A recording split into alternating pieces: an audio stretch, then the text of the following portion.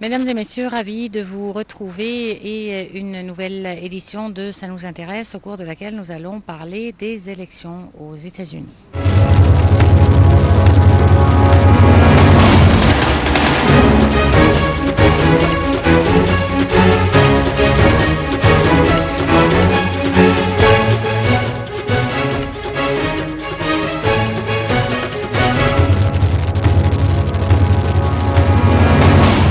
Pour parler donc des élections aux États-Unis, un sujet d'actualité aux États-Unis maintenant où la campagne électorale a à peu près commencé, nous avons le plaisir de nous entretenir avec Monsieur Gamil Badra, analyste politique et journaliste.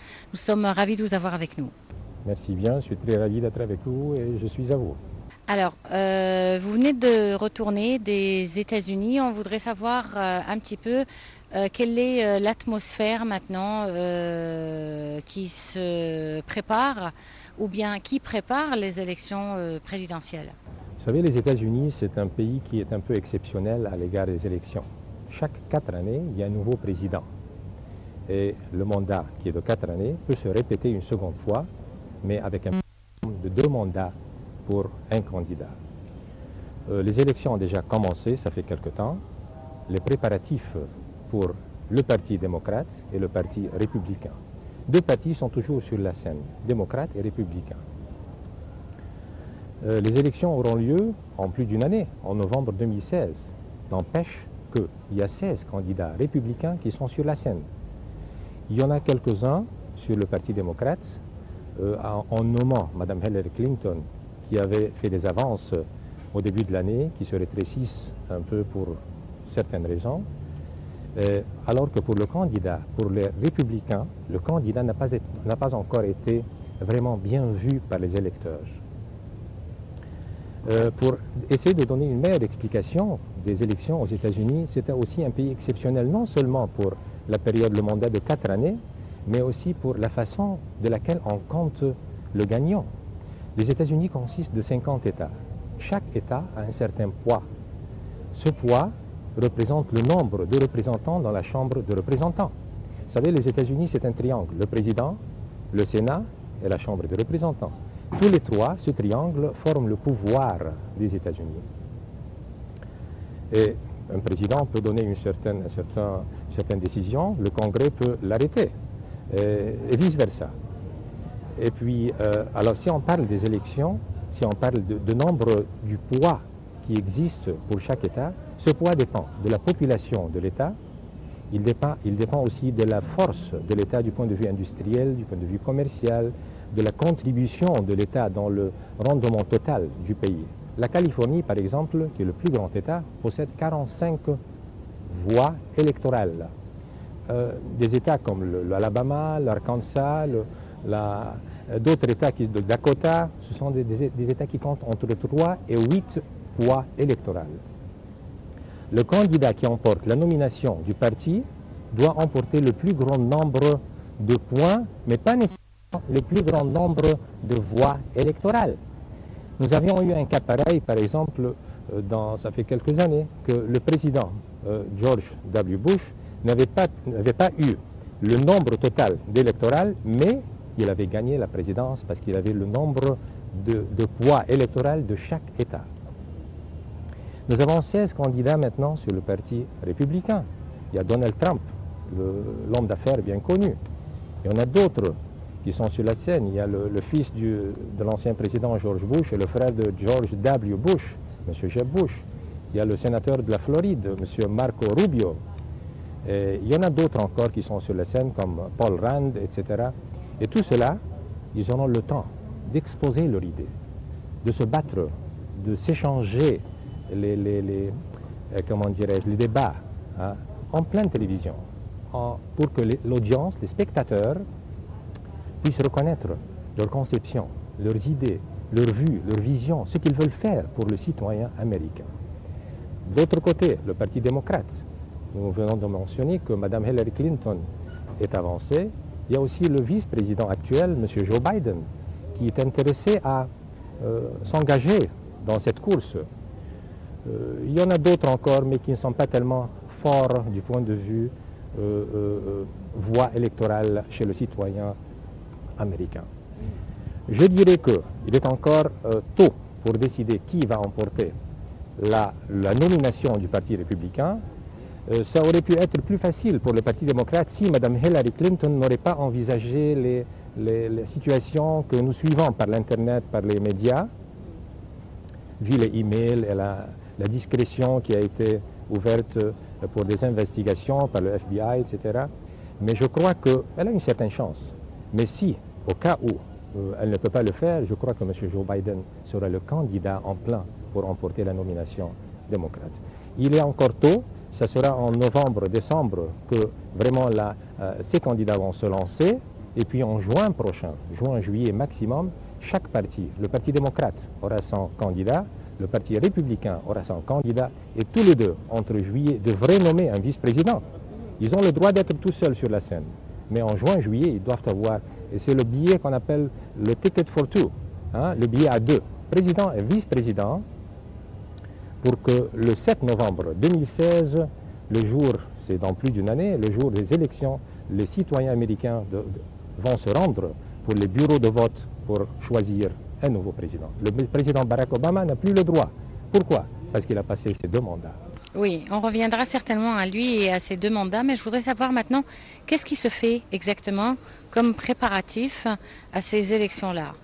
C'est une très belle question, parce que pour bien préparer, il faut que vraiment ces candidats puissent avertir, faire comment dirais-je, passer par les médias, que ce soit par la télévision, par la presse, par les contacts, par les réunions, par les rassemblements qu'ils font et par les tours. Ce n'est pas facile d'être un candidat pour une présidence, parce qu'il y a 50 États.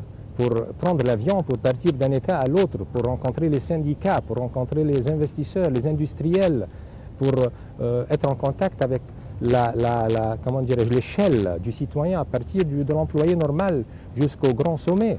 Ce n'est pas facile. Ça demande un effort, ça demande un temps, ça demande de l'argent. Et c'est pour cette raison que chaque candidat aujourd'hui essaye de rassembler le soutien financier. Le soutien financier est excessivement important. Madame Hillary Clinton, on le lit, a pu rassembler un très grand nombre. Je crois que ça a dépassé la centaine de millions de dollars. Et ceci vraiment lui donne un certain support. Tous les candidats doivent le faire. Chaque candidat doit faire une propagande, doit faire des contacts, doit faire des entrevues pour essayer de transmettre ses idées, mais il a besoin aussi d'un soutien financier. Alors ça, c'est le devoir du candidat, il doit faire le tour aussi. Il doit peut-être, comment dirais-je, faire le focus, faire la concentration sur les grands États. Parce qu'on peut avoir 3 grands États pour 30-40 points. La Floride, c'est 25. La Californie, c'est 45. 45 et 25, ça fait 70. Ce qui compte peut-être 10 autres États. Alors c'est un plan. Et puis, il faut savoir comment analyser la catégorie. Le citoyen américain se compose. Il y a des femmes, il y a des gens âgés, il y a des jeunes, il y a des déréglés sexuels.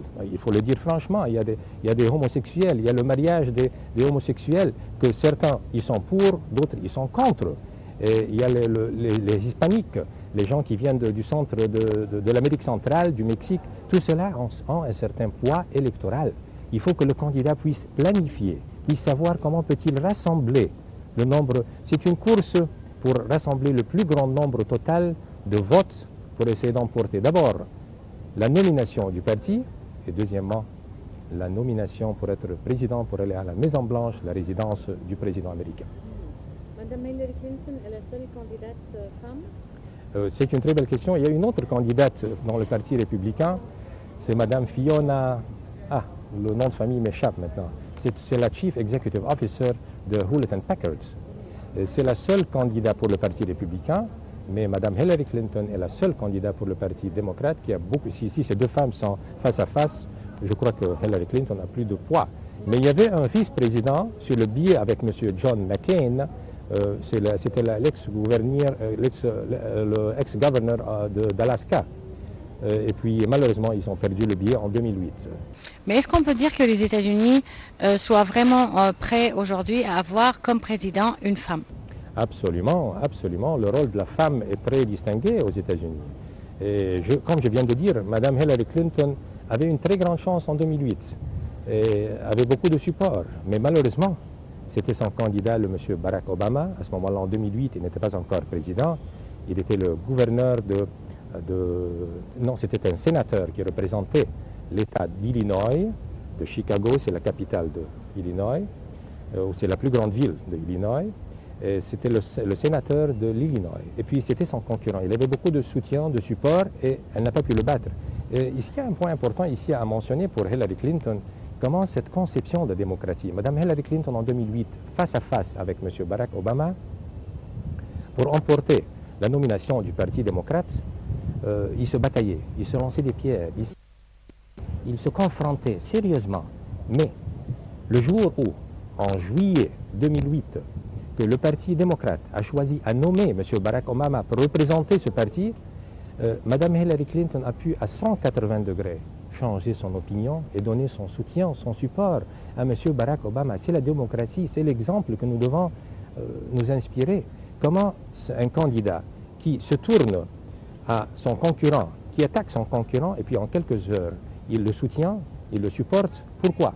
Pour l'intérêt du Parti démocrate. Elle a demandé à son audience, à ses supporters, de voter pour son concurrent afin que le Parti démocrate puisse emporter le billet présidentiel, et c'était le cas. Mais elle n'avait pas aussi, M. Badra, d'autres alternatives. Qu'est-ce qu'elle pouvait faire d'autre? Absolument. D'autres alternatives, dans d'autres pays, dans d'autres cas, pouvaient peut-être porter la rancune, la haine, et essayer d'éviter que ces supporters puissent ou bien être passifs à l'égard des supporters, mais être actifs à l'égard des supporters, leur dire, les encourager à voter pour M. Obama est un signe très positif. Mais la victoire de son parti lui importait? C'est-à-dire, pour elle, le Parti démocrate, pour emporter, c'est quelque chose qu'elle cherchait. Et c'est bon. C'est bon. Vous et moi, nous pouvons avoir divergence d'idées. Mais le moment où nous avons un but commun, on se met main dans la main pour le but commun. Et qu'est-ce qui fait la popularité de Hillary Clinton aux États-Unis? Très belle question. En 1992, Mme Hillary Clinton était l'épouse du président Clinton, William Bill Clinton, oui. Et puis de 1992 jusqu'en l'an 2000, 8 années, c'était une femme reconnue pour son support pour son mari, surtout en 1998, quand M. Bill Clinton, a passé par une impasse. Et tout le monde le connaît. Mme Hillary Clinton a montré un signe de courage, de sincérité. En 2000, Mme Hillary Clinton est devenue le sénateur de New York, un grand État. Et puis elle est restée jusqu'en l'an 2000, le jour où elle a déclaré sa candidature pour le Parti démocrate pour la présidence. En 2012, en 2012, elle a été nommée comme secrétaire d'État pour les États-Unis. Regardez le CV, le curriculum vitae de Mme Clinton. De 1992 en 2000, la First Lady des États-Unis. De 2000 à 2008, sénateur de New York. De 2008 à 2012, secrétaire d'État. Ce n'était pas la première secrétaire d'État comme femme. Il y avait Mme Madeleine Albright de 1996 en 2000. Il y avait Condoleezza Rice de 2004 à 2008. C'était la troisième dame pour occuper le poste de secrétaire d'État de 2008 à 2012. Alors il y a du passé, il y a du contact. Il y a une réputation. Ce qui fait la réputation d'un candidat, c'est ses contacts avec le peuple, c'est son service public. Les gens ne reconnaissent pas les gens isolés dans des boîtes en verre isolés. Les gens veulent bien avoir des contacts avec des candidats qui puissent satisfaire les aspirations du cœur des électeurs. Et on voudrait savoir aussi, on voudrait parler des aspirations des Américains. À quoi les Américains aspirent-ils avec ce nouveau président? Et qu'est-ce qui n'a pas été achevé avec le président Obama, qui voudrait vraiment voir se faire? Question très délicate, mais j'aimerais vous dire que pour le citoyen américain, ce qui est important, la politique extérieure n'est pas tellement importante pour un citoyen américain. Pour les 300 millions d'Américains, ce qui les intéresse plus, c'est la vie journalière, c'est le côté financier. Comment peuvent-ils, comme père et comme mère de famille, essayer de satisfaire les besoins financiers de leurs enfants, de leur famille? C'est numéro un. La politique extérieure, la guerre, etc., joue un rôle, ce que l'Amérique veut faire à l'extérieur comme contrôle de trafic plutôt, devient, à mon avis, à second ou à troisième degré d'importance. Mais l'essentiel, c'est la vie journalière du citoyen américain. L'Américain veut acheter une nouvelle voiture, veut acheter une nouvelle maison, va avoir assez d'argent pour faire entrer ses enfants au collège, à l'université. Ce sont les choses très importantes. Le président Barack Obama a fait beaucoup de bonnes choses à l'égard du citoyen américain local. Le taux de chômage a baissé. Les possibilités de trouver un emploi ont augmenté. Le dollar américain comme économie s'est renforcé mondialement. On le suit en conversion avec l'euro. Du point de vue extérieur, politique extérieure, là c'est un point un peu délicat à toucher parce qu'il y en a des gens qui sont pour, il y a des gens qui sont contre. Mais je crois que du coup, sur le plan intérieur, l'Obamacare, l'assurance médicale, qui couvre maintenant une grande catégorie, pas de la haute classe, mais de la classe moyenne et de la majorité des citoyens. C'est quelque chose qui est pour le président Barack Obama. Il y a des gens même qui ont parlé que si Barack Obama avait le droit, ce qui n'est pas possible, de se lancer, il aurait pu avoir peut-être une troisième chance. Mais voilà. Donc ça veut dire que le président Barack Obama a continué à bien performer jusqu'au bout, bien que ce soit son deuxième et dernier mandat. Absolument, pour certains candidats, absolument. Pour certains candidats, parce que c'est le temps de Barack Obama, en 2012, il y a eu la majorité des voix des gens qui étaient pour le mariage de l'unisexe. Pour les citoyens américains, pour nous les Égyptiens, pour nous les gens du Moyen-Orient, c'est quelque chose qui est contre toute conception. Mais pour les Américains, c'est une chose différente. Alors, comme vous avez dit, quand vous avez demandé qu'est-ce qui intéresse le citoyen américain, et ce sont les choses qui intéressent le citoyen américain. Sur le plan local, Barack Obama a pu satisfaire une certaine majorité. Sur le plan extérieur, j'en doute. Monsieur Badrassi, on ne cherche qu'à satisfaire les demandes des citoyens sans voir plus loin.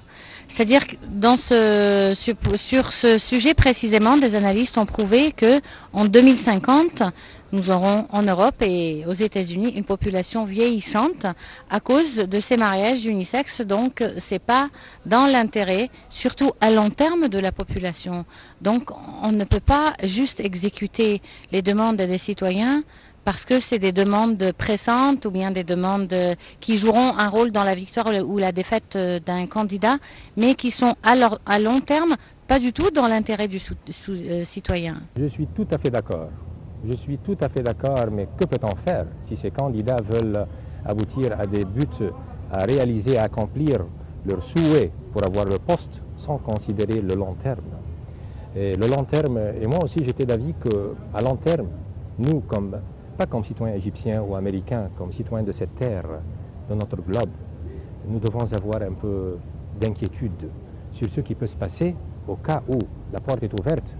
Tous les candidats peuvent se permettre pour satisfaire aux besoins spéciaux qui sont taillés pour une certaine catégorie, pour une certaine classe. Mais les autres, je suis tout à fait d'accord et je crois qu'il faut s'opposer. Mais que peut-on faire? Les exécutifs ont les clés dans leurs mains. Et quels sont les facteurs aux États-Unis qui jouent pour la victoire ou la défaite d'un candidat? Je savais que, je veux dire que la victoire est dans les mains du citoyen plutôt, entre les possibilités, les promesses que peut faire un candidat et le citoyen. Si le citoyen n'a pas confiance, c'est un point très important, en le candidat perd sa chance. L'exemple, Mme Hillary Clinton, qui avait des prévisions de gagner qui étaient très élevées. Aujourd'hui, Mme Hillary Clinton a un solde qui se rétrécit. Pourquoi? Pour la confiance. Alors, le facteur essentiel, la confiance, parce qu'en Amérique, le mensonge, mentir, c'est plutôt un crime. Si un candidat, si on confirme que ce candidat ne dit pas la vérité, qu'il n'est pas sincère, qu'il n'est pas loyal, il perd tout à fait le support, il perd les voix électorales. Mentir aux États-Unis, c'était plutôt un crime, je reprends, alors que Mme Hillary Clinton essaie de se libérer, par exemple, de ce qui se passe. Mais le jour où Mme Hillary Clinton, ou n'importe quel candidat, aussi un autre, je me souviens, ça fait plus de 20 ans, les relations plutôt en dehors du mariage, ça peut aussi toucher à un candidat. Si on peut prouver que ce candidat avait des relations en dehors du mariage, ça aussi lui fait perdre, parce qu'il y a des gens qui sont plutôt tenants au principe de dire la vérité, d'être sincère, d'être père de famille, d'être responsable, de soigner autrui, de faire le service public. Tous ces facteurs sont la base solide du candidat. Si un de ces piliers tombe, il y a un déséquilibre. Et qu'est-ce qui a déstabilisé exactement la confiance entre Mme Clinton et les Américains? C'est cette histoire d'email? Absolument. Histoire d'email. Apparemment, il y a eu des correspondances de son email, de son serveur privé, et ça ne devrait pas être pour un officiel. Un officiel est toujours sous le microscope. Un officiel doit tenir aux principes qu'il a signés, et les principes de base, les règles d'avoir un poste d'exécutif pareil. Ce sont les emails, c'est le point faible que Mme Clinton envisage aujourd'hui. Monsieur Gamil Badra, le temps a vite filé. On est arrivé à la fin de cette édition de Ça nous intéresse. On vous remercie beaucoup et on continuera à suivre avec vous le déroulement de ces élections jusqu'à ce qu'elles aboutissent. C'est un grand plaisir pour moi. On souhaite aux Américains bonne chance et on souhaite à notre pays aussi une bonne chance. Mais essayons aussi d'apprendre, de s'inspirer de cet esprit de démocratie, de ces débats. Comment les candidats peuvent se changer les idées, mais vu un but commun, il faut qu'ils se mettent main dans la main. Nous souhaitons pour notre nouveau Parlement de bonnes élections et qu'on s'inspire des bonnes bases des Américains. Et surtout à ce nombre limité de partis. Absolument, absolument. Merci beaucoup. Je vous remercie aussi de nous avoir suivis. On se retrouve donc la semaine prochaine à la même heure avec un nouveau thème qui nous intéresse. Au revoir.